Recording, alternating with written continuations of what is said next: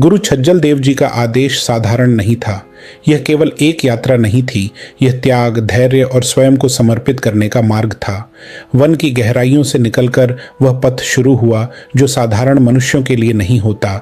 दिन बीते, रातें आईं, मार्ग कठिन होता गया।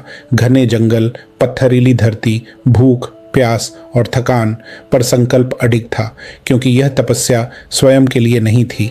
यह तपस्या राजा चंद्र के वंश के लिए थी, एक राज्य के भविष्य के लिए थी और उस परंपरा के लिए थी जो आगे आने वाली पीढ़ियों को दिशा देने वाली थी। अंततः वह पावन स्थान आया जहां मां हिंगलाज की अखंड ज्योति अनादिकाल से प्रज्वलित है। घना वन, निस्तब्ध वातावरण और भीतर से उठती एक अलौकिक अनुभूति। यहीं तपस्या आरंभ हुई। न कोई आसन, न कोई सुविधा, न कोई अपेक्षा। दिन रात केवल मंत्र, केवल स्मरण, केवल समर्पण। ओम रवा बाधा विनिर्मुक्तो धन धान्य सुतान्वितः मनुष्य मत प्रसोदन भविष्यति न संशयः। वर्ष बीतते गए, देह क्षीण होती गई, पर तप का तेज बढ़ता गया। वन स्वयं साक्षी बन गया। पक्षी चुप रहने लगे, पशु निर्भय होकर पास आने लगे और समय मानो ठहर गया।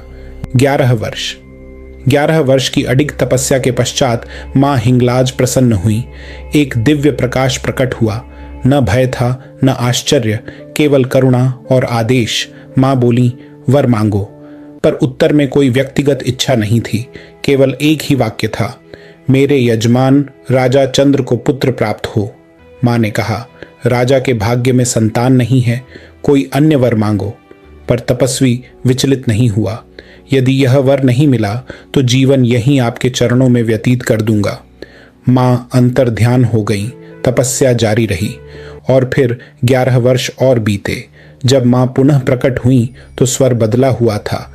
अब यह परीक्षा का नहीं, वरदान का क्षण था। मां ने कहा, तेरी तपस्या निष्फल नहीं जाएगी।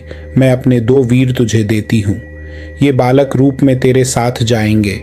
रानियों की गोद में इन्हें बैठा देना, पर स्मरण रखना, इन्हें कभी अपशब्द न कहा जाए, अन्यथा ये यहाँ नहीं ठहरेंगे। ये कोई साधारण वरदान नहीं था, यह देव संतान का अवतरण था। तपस्वी ने मां के चरणों में प्रणाम किया और उसी क्षण वह यात्रा समाप्त हुई जो केवल प्रारंभ के लिए थी। अब राजा चंद्र के जीवन में नियति करवट लेने वाली थी और कथा एक नए अध्याय में प्रवेश कर चुकी थी। सत श्री बाबा लालू जसराय जी की जय।